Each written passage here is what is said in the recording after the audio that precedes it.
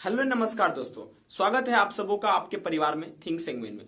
दोस्तों, आज की इस वीडियो में हम चर्चा करेंगे कि आखिर आप किसी भी एग्जाम में बार बार क्यों फेल होते हैं, उसका क्या कारण है। आज की इस वीडियो में हम उस प्रमुख कारणों को देखेंगे और उसका सॉल्यूशन भी आपको हम बताते हुए चलेंगे। चलिए इस वीडियो को स्टार्ट करते हैं। दोस्तों, सबसे पहला कारण यह है कि आप जिस एग्जाम की तैयारी करते हैं आपको उस एग्जाम का सिलेबस दिमाग में नहीं आया है।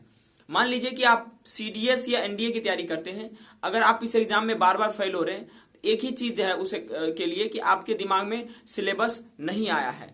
आप अपने दिमाग में सबसे पहले सिलेबस को याद कर लीजिए या सिलेबस को अपने दिमाग में रखने का प्रयास कीजिए या कॉपी में कहीं नोट करके जहां पढ़ते हैं वहां लगा लीजिए।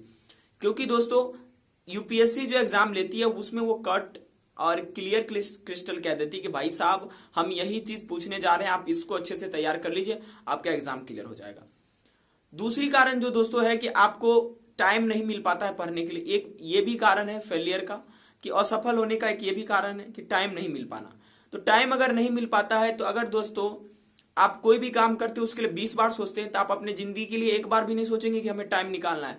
तो आई रिक्वेस्ट यू कि आप लोग टाइम निकालिए इस एग्जाम के लिए। किसी भी एग्जाम की तैयारी कर रहे हैं, चाहे आप सीडीएस एनडीए कोई भी एग्जाम है, आपके भविष्य का सवाल है। अगर आप एग्जाम क्रैक नहीं करेंगे तो आप दोस्तों मतलब भटकते रहेंगे। ठीक है।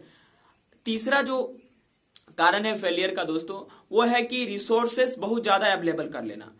मतलब ये कि देखिए, कई बार क्या करते हैं स्टूडेंट की रिसोर्सेस की जो अधिकता कर देते हैं तैयारी के दौरान।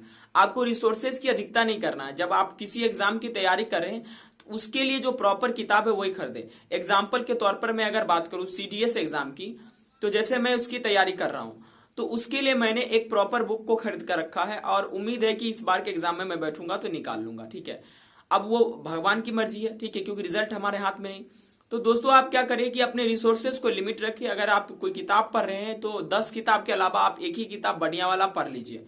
जैसे उदाहरण के तौर पर अगर आप एसएससी सीजीएल की तैयारी कर रहे हैं तो इंग्लिश वॉल्यूम और वॉल्यूम 2 और वर्ड पावर मैट जी इसको पढ़ लीजिए, सेट लगा लीजिए, आपका इंग्लिश का तैयारी हो गया। अब अगला जो सबसे प्रमुख कारण है दोस्तों, वो है कि आप लोग एक प्रॉपर टाइम टेबल नहीं बनाते। जब आप पढ़ते हैं तो आप क्या करते हैं, लगातार 2 महीना तक खूब पढ़ते, लगातार 10 दिन तक खूब पढ़ते, उसके बाद पढ़ना छोड़ देते हैं। तो इस तरह की गलतियां ना करें। अगर आप पढ़ाई कर रहे हैं तो आप रेगुलर करें। ठीक है। अगर मान लीजिए नहीं पढ़ाई करने का मन है तो आप ना करें। क्योंकि देखिए, पढ़ाई 2 तरह से किया जा सकता है। आपका सबसे जो पहला तरीका है वो कि कोई स्टूडेंट टारगेट बनाकर पढ़ते हैं कि मुझे इस सप्ताह में ये टॉपिक खत्म करना है, चाहे हम 2 दिन में खत्म कर दे चाहे 5 दिन में खत्म कर दे।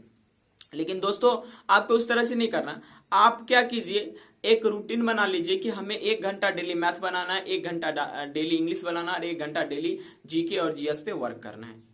और दोस्तों, जो और कारण है वो है कि आप लोग क्या करते हैं, फालतू का समय, मतलब जो फालतू जैसे कि टाइम बर्बाद करते रहते हैं किसी के साथ, कि जैसे मान लीजिए अननेसेसरी टॉपिक उस पर डिस्कस करने लगते हैं और कहते हैं कि एग्जाम में जो है ना बहुत बेहतरीन होगा। हमें तो नहीं लगता। कोई फालतू चीजें जैसे कोई पॉलिटिकल मैटर हो गया, ठीक है, अब धर्म से लेकर बहुत लोग विवाद करने लगते हैं, या कई कई तरह के मैटर जो होते हैं उस पर विवाद करने लगते हैं। घंटों 2 घंटों 3 घंटा तक बहस चलता है और कहते हैं कि हमारा जीडी इंप्रूव हो रहा है। ठीक है दोस्तों, यहाँ से आपका जीडी का कोई कनेक्शन नहीं है, क्योंकि जीडी में उस तरह का इलॉजिकल थिंकिंग नहीं आता है। ठीक है।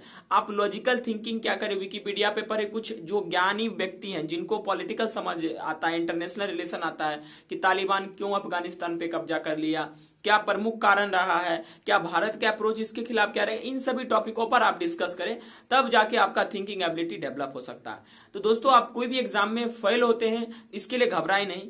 फेल होने का एक और बहुत प्रमुख कारण हो सकता है कि आपका लक्ष्य साथ नहीं दे रहा है। आप मेहनत तो कर रहे हैं लेकिन आप जिस तरह से तैयारी करके जाते हैं उस तरह का क्वेश्चन एग्जाम में नहीं आता। आपका पास और फेल होना सेट पर भी निर्भर होता है। कई बार सेट बहुत ज्यादा टफ बना दिए जाते हैं जिससे एक स्टूडेंट पास नहीं हो पाते। कई बार सेट को आसान कर दिया जाता है, जिसका लक होता है अच्छा वो पास कर लेता है। लेकिन फिर भी अगर आप पूरा सिलेबस अच्छे ढंग से लो से हाई लेवल तक तैयारी करेंगे तो सेट चाहे बड़ा सेट किया जाए या छोटा किया जाए, आप दोनों स्थिति में एग्जाम को क्रैक कर लेंगे। तो दोस्तों, आपको ये इन्फॉर्मेशन कैसा लगा? अगर आपको ये इन्फॉर्मेशन अच्छा लगा तो आप अपने दोस्तों के साथ इसे शेयर कर दीजिए। और अगर आप हमें प्यार देना चाहते हैं और हमें और मोटिवेट करना चाहते हैं तो आप इस वीडियो को लाइक भी कर दीजिएगा। और अगर आप हमारा रेगुलर वीडियो चाहते हैं तो आपको सब्सक्राइब भी करना पड़ेगा। आप लोग सब्सक्राइब भी कर लीजिएगा। Thank you very much for watching this video.